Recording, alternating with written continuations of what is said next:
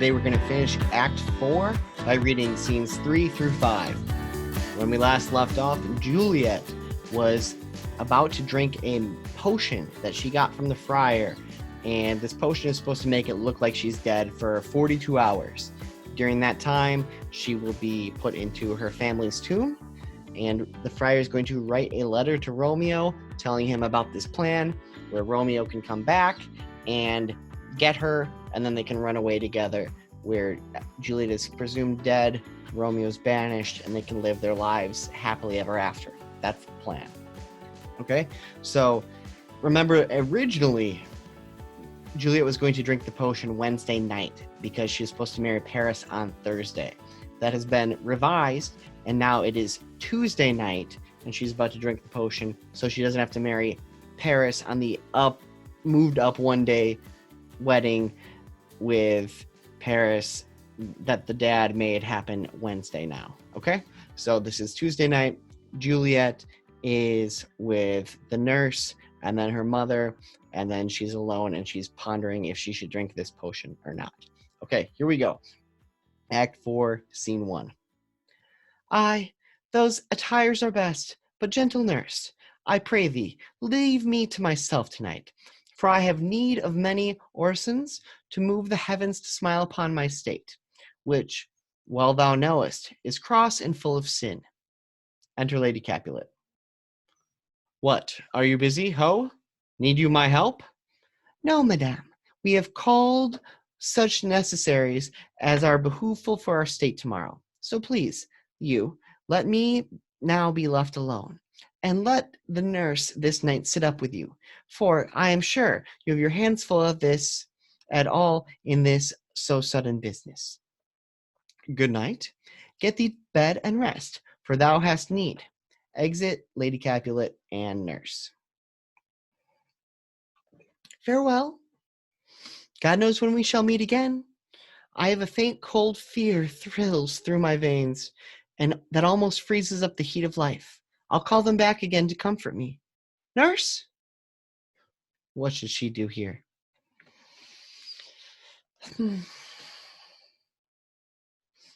My dismal scene, I needs must act alone. Come, vial. Holds out the vial. What if this mixture do not work at all? Shall I be married then tomorrow morning? No, no. This shall forbid that. Lie thou there. Lays her knife down. What if it be poison, which the friar subtly hath ministered to have me dead, lest in this marriage he should be dishonored, because he married me before to Romeo? I fear it is, and yet methinks it should not. For he hath still been tried a holy man. How if, when I am laid into the tomb, I wake before the time that Romeo come to redeem me? There's a fearful point.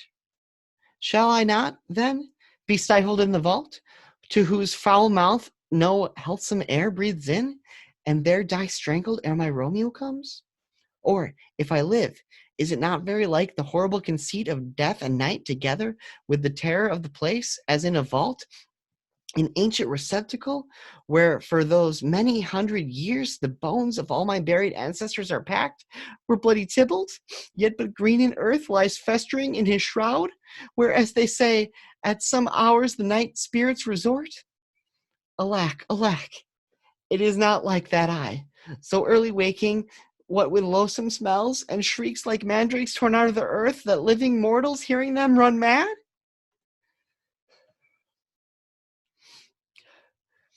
Oh, if I wake, shall I not be distraught, environed with all these hideous fears, and madly play with my forefathers' joints, and pluck the mangled Tybalt from his shroud, and in this rage with some great kinsman's bone, as with a club dash out my desperate brains? Oh, look, methinks I see my cousin's ghost, seeking out Romeo that did spit his body upon a rapier's point. Stay, Tybalt, stay. Romeo, Romeo, Romeo. Here's drink. I drink to thee.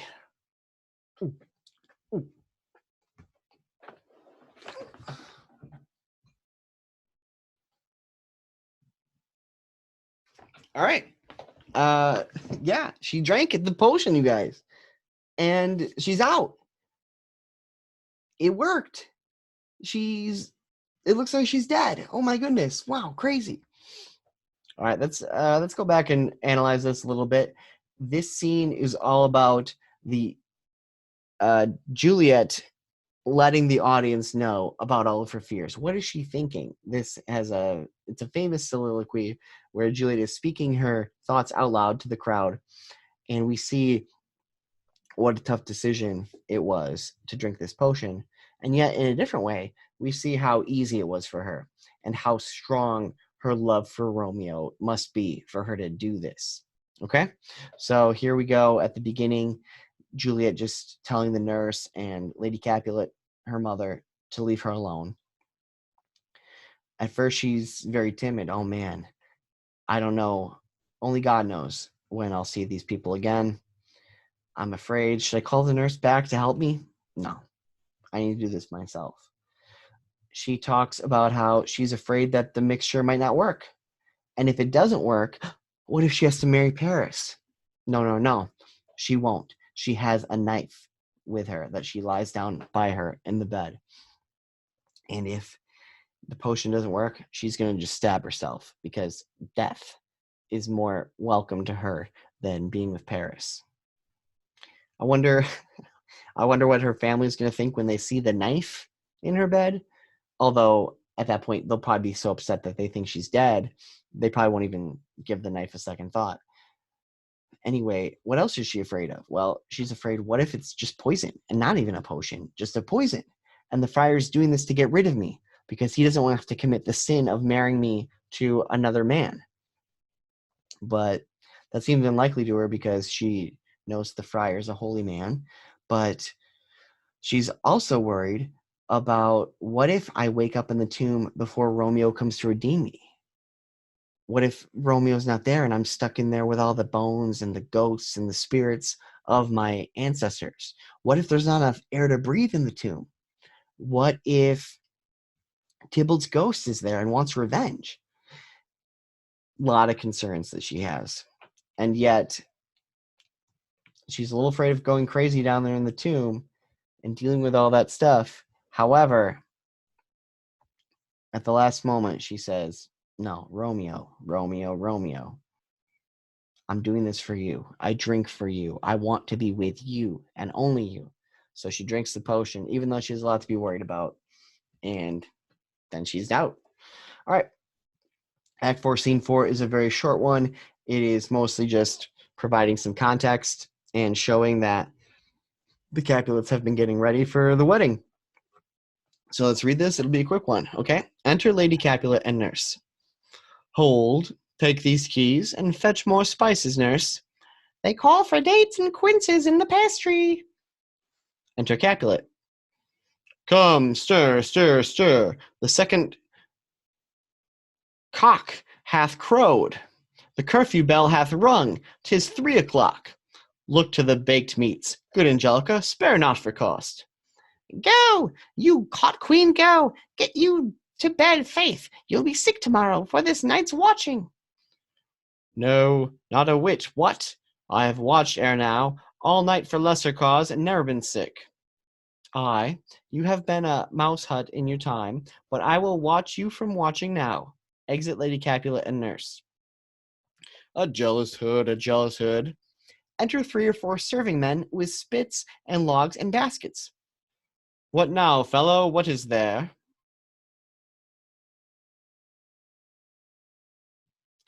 Things for the cook, sir, but I know not what. Make haste, sirrah. Exit first serving man. To second serving man. Fetch dryer logs. Call Peter, he will show thee where they are.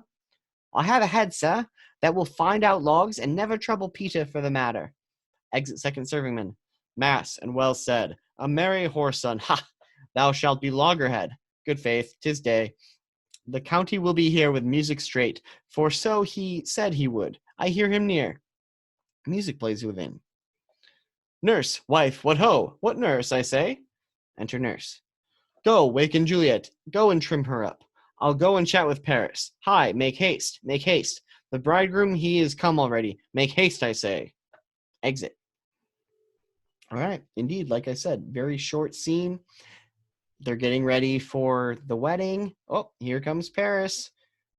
Let's do it. Go get Juliet, nurse. So now we have Act 4, Scene 5. This is the scene where the nurse discovers that Juliet is dead. She's not really dead, remember. Just a trick. And then we see how everyone reacts to that. Okay, cool. Here we go. Mistress! What, mistress? Juliet? Fast, I warned her. She, why, lamb? Why, lady? Why, you slug-a-bed? Why, love? I say, madame! Sweetheart! Why, bride! What, not a word? You take your penny's worth now.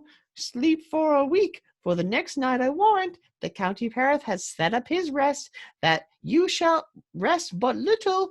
Oh, God forgive me. Mary and amen. How sound is she asleep? I must needs wake her. Madame, madame, madame. Aye, let the county take you in your bed. He'll fright you up, faith, will it not be? Opens the bed curtains. What? Dressed and in your clothes and down again? I must needs wake you. Lady, lady, lady. Alas, alas, help, help. My lady's dead. Oh, well a day that ever I was born. Some aquavitae, ho, my lord, my lady. Enter Lady Capulet. What noise is here? Oh, lamentable day! What is the matter? Look, look! Oh, heavy day! Oh, me! Oh, my child, my only life! Revive, look up, or I will die with thee! Help, help, call help! Enter Capulet. For shame! Bring Juliet forth, her lord is come! She's dead! Deceased! She's dead! Alack, dead! Ha! Let me see her out. Out, alas. She's cold. Her blood is settled, and her joints are stiff. Life and these lips have long been separated. Death lies on her like an untimely frost upon the sweetest flower of all the field. Oh, lamentable day! Oh, woeful time! Death that has taken her hands to make me wail, ties up my tongue, and will not let me speak. Enter Friar Lawrence, County Paris, and musicians. Come, is the bride ready to go to church? Ready to go, but never to return. O son, the night before thy wedding day hath death lain with thy wife. There she lies, flower as she was, deflowered by him. Death is my son-in-law, death is my heir. My daughter he hath wedded. I will die and leave him all. Life, living, all is death's. Have I thought long to see this morning's face? And doth it give me such a sight as this? Accursed, unhappy, wretched, hateful day, most miserable hour that ever time saw, in lasting labour of his pilgrimage, but one poor and loving child, but one thing to rejoice and solace in, and cruel death hath catched it from my sight. Oh, woe, oh, woeful, woeful, woeful day, most lamentable day, most woeful day that ever did I yet behold. Oh day, oh day, oh day, oh hateful day. Never was seen so black a day as this. Oh woeful day, oh woeful day. Beguiled, divorced, wronged, spirited, slain, most detestable death, by thee beguiled, by cruel, cruel thee quite overthrown. O love, O life, not life, but love in death. Despised, distressed, hated, martyred, killed, uncomfortable time, why camest thou now to murder our solemnity? O child, my soul, and not my child. Dead art thou, alack, my child is dead, and with my child my joys are buried. Peace, ho, for shame! Confusion's cure lives not in these confusions. Heaven and yourself had part in this fair maid. Now heaven hath all. And all the better is it for the maid, and your part in her you could not keep from death. but heaven keeps his part in eternal life. The most you sought was her promotion, for 'twas your heaven she should be advanced. And weep ye now, seeing she is advanced above the clouds as high as heaven itself? Oh, in this love, you love your child so ill that you run mad, seeing that she is well. She's not well married that lives married long, but she's best married that dies married young. Dry up your tears and stick your rosemary on this fair course, and on the custom is, and in her best array bear her to church. For though through some nature bids us all lament, yet nature's tears are reason merriment. All things that we ordained festival turn from their office to black funeral, our instruments to melancholy bells, our wedding cheer to a sad burial feast, our solemn hymns to sullen dirges change, our bridal flowers serve for a buried corpse, and all things change them to the contrary.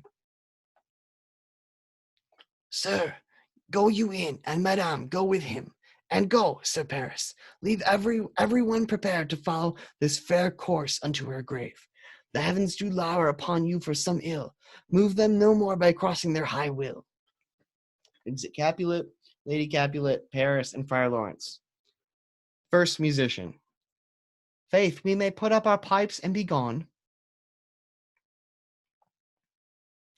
Honest good fellows, put up, for well you know this is a pitiful case. Exit. First musician. Ay, by my troth, the case may be amended. Enter Peter. Musicians, heart's ease, heart's ease. Oh, and you will have me live, play heart's ease. Why heart's ease? Oh, musicians, because my heart plays itself plays if my heart is full. Oh, play me merry dump to comfort me. Not a dump, 'tis no time to play now. You will not then? No. I will then give it to you soundly. What will you give us? No money, on my faith, but the gleek I will give you the minstrel. Then I will give you the serving creature. Then I will lay the serving creature's dagger on your pate. I will carry no crotchets. I'll ree you. I'll fa you. Do you note me? And you ray us and fa us. You note us. Pray you, put up your dagger and put out your wit.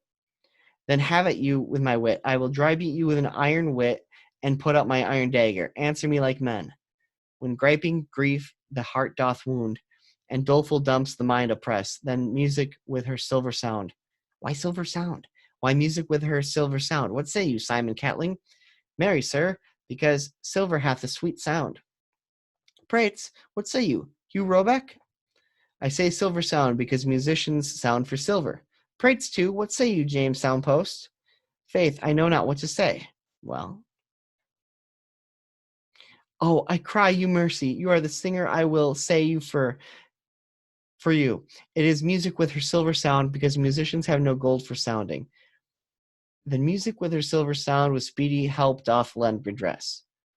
Exit Peter. What a pestilent knave is this same. Hang him, Jack. Come, we'll in here. Tarry for the mourners and stay dinner. Okay. Wow. There you go. That is the end of Act 4. All right. So in that scene, we see that the nurse is the one to discover that Juliet is dead. Remember that she is not dead. And everyone is very distraught. Everyone's upset. The nurse is upset. And the mom is upset. And the dad's upset.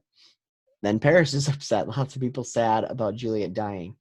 It's important to note that the dad, Lord Capulet, said that death lies upon her like frost, an untimely frost on a flower, the fairest flower in the field. Basically, that noteworthy simile is just pointing out that she looks beautiful, as she always did, but now she looks cold. It's like all the warmth, the life has left her. So basically, it's showing us that everything the friar said was going to happen did. She went pale, her warmth left, she looks dead. And they all believe it. Again, there's no autopsy. They just look at her. Wow, she is so dead. And then they are going to give her a funeral and put her into the Capulet vault, just like the plan is going, or just like they were planning. So everything is going according to plan. except for the fact that everything has been moved up one day. The friar does provide some comfort to everyone who's grieving and so sad and all worked up, and he says that they all need to calm down because she's in heaven now. She's in a better place. Just that's all there is to it. Now he knows the fact that she's not really dead, so he's just trying to hurry them along and provide them some comfort. And then the last little bit was just a bunch of musicians arguing. It could have been kind of comical. Peter and the musicians bickering a little bit, but really just all about Juliet being discovered and looking dead. Okay. So now in Act 5, we only have one act left. We're going to see what happens. Will Romeo be able to go and get into the vault and be there when Juliet wakes up? Will they be able to have their happily ever after? Was the prologue right? And this is a tragedy? Oh man, a lot to find out. And let's do it. Act 5 is the big ending. So that's coming up soon. All right. Anyway, thanks for your time, and I hope you're enjoying it. All right. Take care. Bye-bye.